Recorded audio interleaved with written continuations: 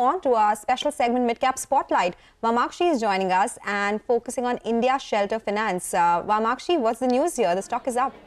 Well, absolutely, Sonal. The stock is surging in trade today, and that is on the back of a brokerage note that came in from Kotak. They've initiated coverage on this counter with a buy rating and given a target price of 685 rupees per share. Now, this company is a small but diversified HFC. They are focused on lending to self-employed borrowers, which accounts for nearly 70% of their AUM. Even geographically, they are concentrated in Tier 2 and Tier 3 cities, which account for nearly 90% of their AUM. Now, Kotak is expecting the company to deliver nearly 35% AUM CAGR as compared to nearly 22 to 29% CAGR for the peers during FY23 to FY26. So the company is expected to outperform the growth as compared to the peers. High cost of fund and rising leverage could lead to some pressure as far as the NIMs is concerned over the medium term.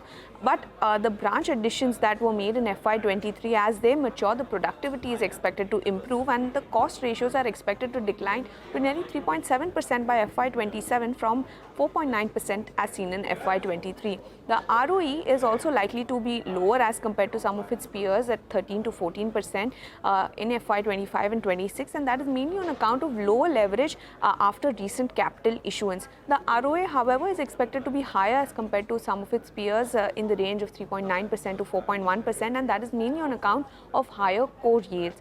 As far as the valuations are concerned, India Shelter trades at 2 times FY26 book, while the peers trade at a higher valuation between 2.1 to 2.9 times FY26, and the newness of the setup is actually driving a lower multiple as compared to peers. But some of the risks that you need to keep in mind is the unseasoned book as well as the risk to asset quality due to lending to below prime customers. But nevertheless, the stock is on an up move today on the back of this initiation note. That's right, Vamakshi. The stock is up a little over 6% today, and thank you so much for bringing us those details. But let's now focus